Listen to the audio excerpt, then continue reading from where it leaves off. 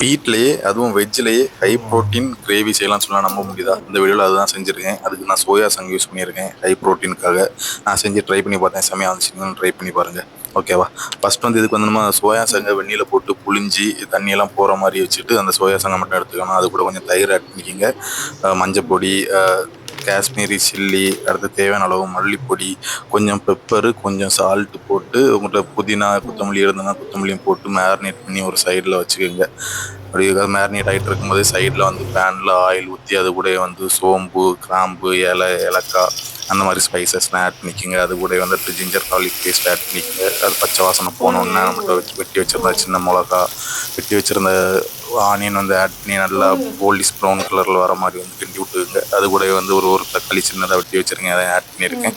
அது கூடவே garam masala, chicken masala add பண்ணிவிட்டு நம்ம மேரினேட் பண்ணி வச்சுருக்க சோயா சங்கை வந்து அது கூட மிக்ஸ் பண்ணிக்கோங்க. அது கொஞ்சம் வேகிறதுக்கு வந்து தேவையான அளவு கொஞ்சம் தண்ணியும் ஒரு 1.5 கப் தண்ணி ஊற்றிட்டு அதை மூடி வச்சுட்டு ஒரு 5 மினிட்ஸ் கழித்து எடுத்து பாருங்கள். அது செம்மையாக மிக்ஸ் ஆகி அந்த ஃப்ளேவர் ஃபுல்லாக வந்து உங்களுக்கு கிடைக்கும்.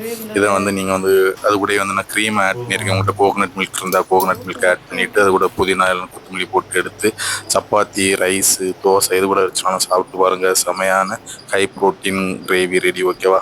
இது செமையாக வந்துச்சு. நீங்கள் கண்டிப்பாக ட்ரை பண்ணி பார்த்துட்டு எப்படி இருக்குன்னு கமெண்ட்டில் சொல்லுங்கள். நீ அடுத்த வீடியோவில் சந்திப்போம். Tata bye bye. பிரபு, பை.